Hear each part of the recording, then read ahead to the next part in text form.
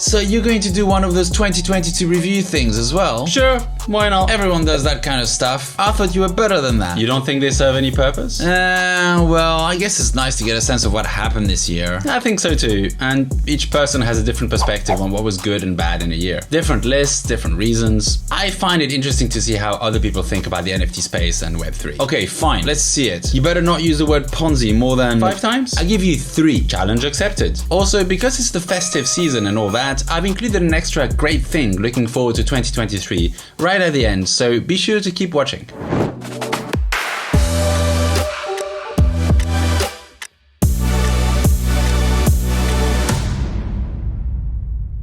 Hi everyone, my name is Daniel Tenner aka Swombat, and in these videos I use my 15 years of experience as a successful entrepreneur working with hundreds of tech startup founders to bring some clarity to Web3 and NFTs. I'm going to interweave the good and bad things, starting with the least bad and good and building up to the most awesome or awful stuff.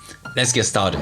We spent much of 2021 complaining that OpenSea was the only game in town, and they were sitting on their laurels, hardly innovating at all, had a shitty policy around stolen NFTs and so on. Well, 2022 moved us past that situation quite decisively. Marketplaces like X2Y2 and LooksRare managed to grab a little bit of market share, aggregators like Genie and Gem took off and then got acquired, SudoSwap also got in the game and kicked off the mother of all transaction tax debates. Tax debates? Well, everyone's still calling them royalties, but in most cases they're just transaction taxes, as I explained in this video. 2022 also saw the rise of the hybrid marketplace aggregator like Blur and Uniswap. On the downside, the tax, the royalties debate, fragmented the space and has been a serious threat to the continued viability of the global NFT art marketplace, with the concept of digital ownership under serious threat. It's kind of weird that people spent much of 2021 clamoring for someone to displace OpenSea from its monopoly over NFT marketplaces, and when that finally did happen, suddenly people were all like, no, not like this. And annoyingly, for those of us who like to chart the market, many of those marketplaces cheated to appear to get volume by basically encouraging spurious transactions to earn made-up tokens, and so encouraged huge amounts of wash trading, which distorted sales statistics across the board and made most NFT data analysis unreliable at best. Coming in at number 4 is one of the most ridiculous things that ever happened in the history of fundraising. Pixelmon, a project that basically borrowed its name from a popular Minecraft mod and its concept from Pokemon, launched and raised over $70 million, despite having an anonymous team. And when I say team, that might be an exaggeration. It proved all the fearmongers right when the founder, a 20-year-old kid from New Zealand with a ridiculous username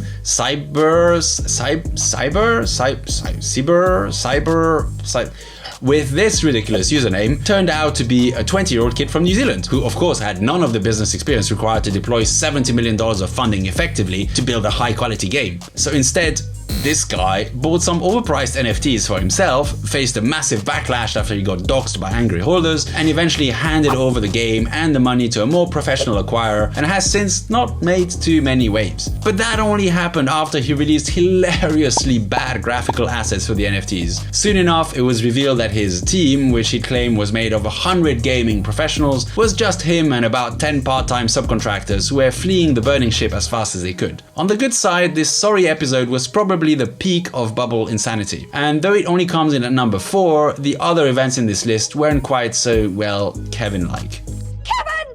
By contrast, a few months later, an extremely different Kevin Rose, founder of Dig, launched Moonbirds. He also raised about $70 million, but was not only doxxed, but already a very public figure and well known in entrepreneurial circles. I shared at the time that I believe that this marked a turning point in NFTs. I still believe that. My prediction that other entrepreneurs will start to use NFTs as fundraising en masse hasn't quite come true yet, but I still believe that. On the downside, Moonbirds was so hyped that it shot from 2.5 ETH to almost 40 ETH in a short time, setting up levels of expectation that no project can realistically deliver on. Kevin seems to have managed that reasonably well, and the floor price is now back down to earth, without too much disgruntlement in the process as far as I can tell. I'm still waiting to see exactly what Kevin delivers, but at the current price and with his experience, it's plausible that he might build something interesting and innovative. I flipped Moonbirds. Oh, well done. Nah, bought in at 30 ETH. Ooh, sold at 25. Ouch.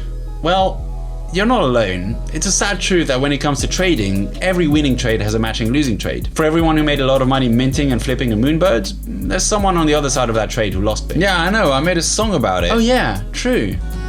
Everybody wants to make a profit flipping NFTs. But it's a win-lose game, so I need you to lose to me. Wait, how do you know? I think footage of it may have leaked. What?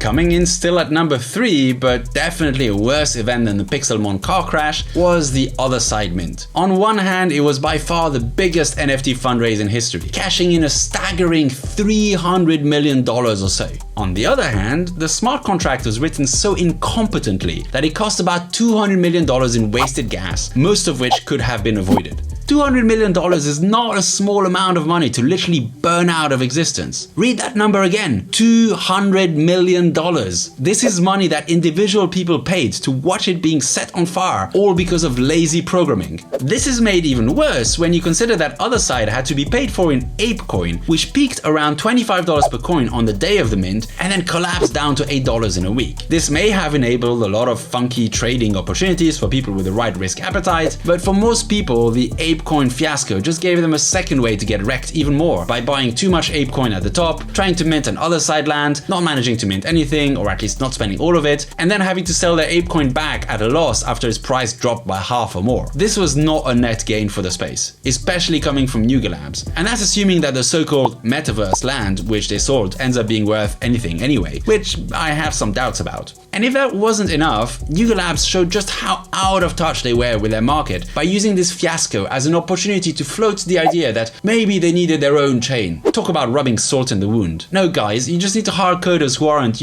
actual monkeys and can write gas-efficient code. This disaster also happened to mark the final peak in activity of the NFT market, which never recovered from the $500 million or so that went into Yuga's war chest, or got simply burned as gas on that day. Thanks Yuga, what an amazingly positive contribution.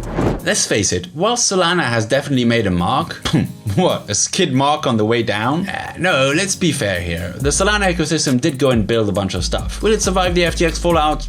I don't know. But they did attract devs who were genuinely trying to build stuff on their technology. Even though Solana did pick up a bit, and Polygon's biz dev team is schooling everyone on how to do corporate partnerships well, the main game in town is still Ethereum. And one of the constant recurring refrains that the media had about why NFTs were bad was how they were destroying the environment. Yeah, someone unfriended me on Facebook because they thought I was burning the rainforest with my NFTs. Yikes. Well, anyway, that's no longer a concern. Since Ethereum successfully moved to proof of stake, its impact on the environment has become negligible, with electricity use going down by a whopping 99.988% and carbon footprint going down by 99.992%. This is likely to encourage more people to use it, so overall that's a very good thing for NFTs and crypto in general. Presumably, people will now focus on other big problematic consumers of power like YouTube and Netflix.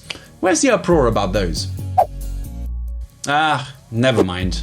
Coming in at number 2 in the ranking of worst things that happened this year, the NFT space continued to be highly welcoming to ruggers and scammers alike, so long as they chanted the right kinds of wag me noises and got enough people's bags up. Yes, there were a few decent wins. Beanie got outed as a serial scammer in that famous NFT ethics thread. ZachXBT continued his good work digging dirt on shady scamfluencers. That said, most of them are still operating here, counting on the fact that people in NFTs only care about their own bags and not much else. Let's face it, WagMe has been one of the most barefaced lies in the NFT space. Most people are only out to make money for themselves, and they don't care where that money comes from. This is the only possible explanation for their embrace of serial scammers and ruggers and other unsavory characters, from ArtChick to Morgan to, embarrassingly, even the founder of Azuki, who, after being cornered, waited for the day of the Luna Terra collapse to sneakily admit to rugging at least 3 projects and calling it learning. Undeterred, he went on a Twitter space where he showed zero remorse, even as the price of Azuki's was falling through the floor, all the while earning himself a tidy sum in transaction taxes, of course. Finally, after much public pressure, he apologized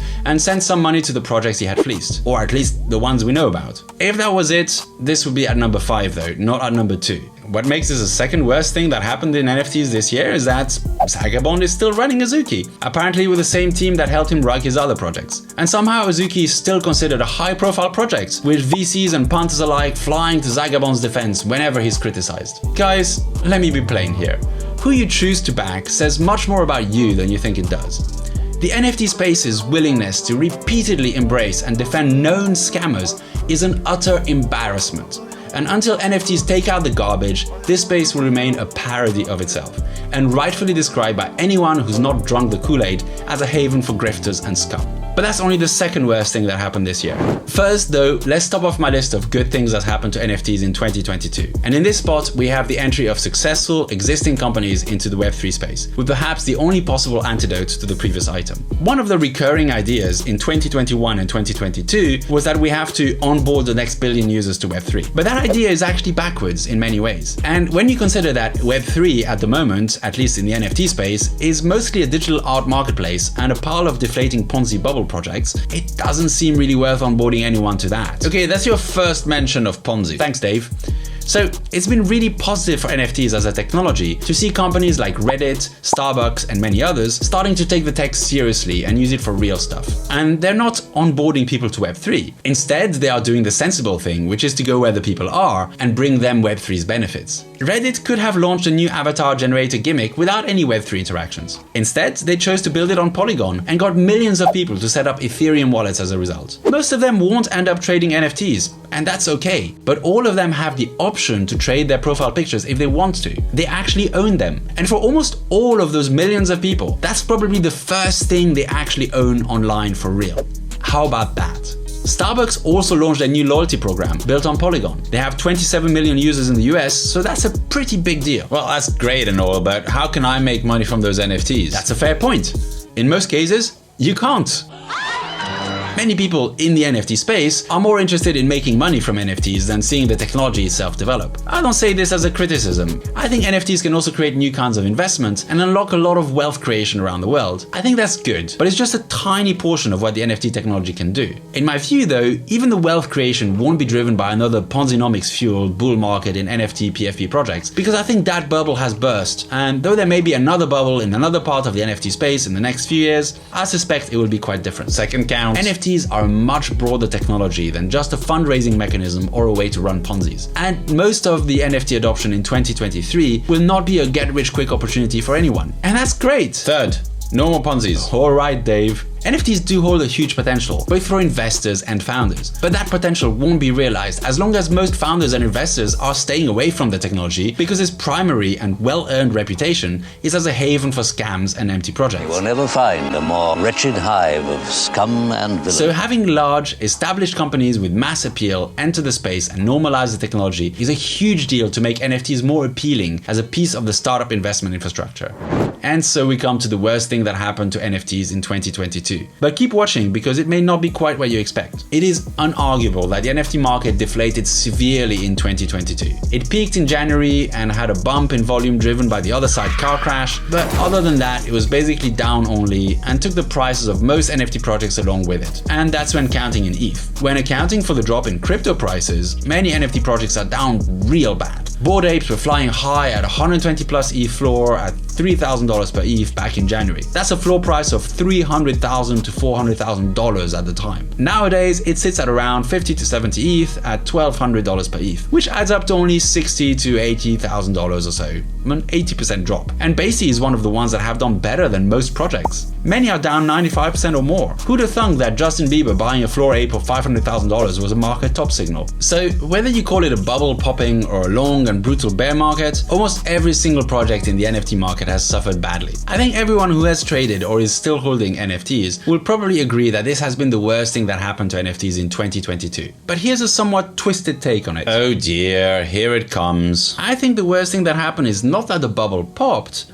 but is that it took that long to pop and didn't pop fast enough. In fact, it's still just slowly deflating instead of really popping. The fact that hyped projects continue to do well even for short periods, and that previously overhyped projects continue to hold ridiculous floor prices, proves that the towel isn't dry yet. The towel? It's an old sales metaphor I once read. When a customer is negotiating, when do they stop asking for concessions and take the deal that's given? Well, when you're trying to get a towel dry, when do you stop wringing it? When I can't get water out of it anymore. Exactly. What we're seeing is that the towel is still dripping. As long as it keeps dripping, hucksters will keep shitting their garbage. Bubbles and euphoric bull markets will end. That's inevitable. Unfortunately, because market manipulation techniques like staking and diamond hands are so rife within NFTs, and because scammers operate so freely, I think the fall was slower than it should have been, and it's still far too slow. So for me, the worst thing that happened to NFTs in 2022 was not that the bubble popped, but that it is still slowly popping. What about my bags? Hey man, I get it. I have investments that are under the water too. But it's a common feature of post-bubble bear markets that they only end when all the hucksters leave. I'd rather see my bags go down rapidly and see all those people leave, so we can build something healthy and long-term sustainable. Right, well, thanks for the Christmas cheer. What was the last point you wanted to talk about? Alright, so I want to leave you with a positive and constructive thought looking forward to 2023. Ever since I entered NFTs back in 2021, I saw the potential of this technology as a fundraising mechanism. I guess I've been a bit ahead of the curve in this. I was expecting that it would really take off in 2022, and I positioned myself as well as I could to invest in those businesses as they arose. But of course, as usual, people make plans and gods laugh. The gods of crypto had other plans for 2022. Namely, war, Luna, 3AC, inflation, Celsius, Voyager, FTX. I still believe that NFTs can make a great mechanism for startups to raise seed funding all around the globe. Kickstarter on steroids, as I like to call it. But I'm tired of waiting for the infrastructure to come into place to help support that. So here's my positive news for 2023. I don't know exactly what sort of shape it's going to take, but over the coming year, and probably years, I want to start putting in place the educational, technical, and social infrastructure that's needed to enable cool startups all around the world to raise funding via NFTs. If you'd like to join me in this vision, if you're interested in finding out about legitimate startups that decide to use NFTs to raise funds, please hop on the Discord, link in the description of this video. I don't know exactly what the journey looks like, but I know I want to be a part of it. If you want to join me, please do. So to all of us who want to see this huge potential of NFTs realized in 2023, GM, good luck and Happy New Year.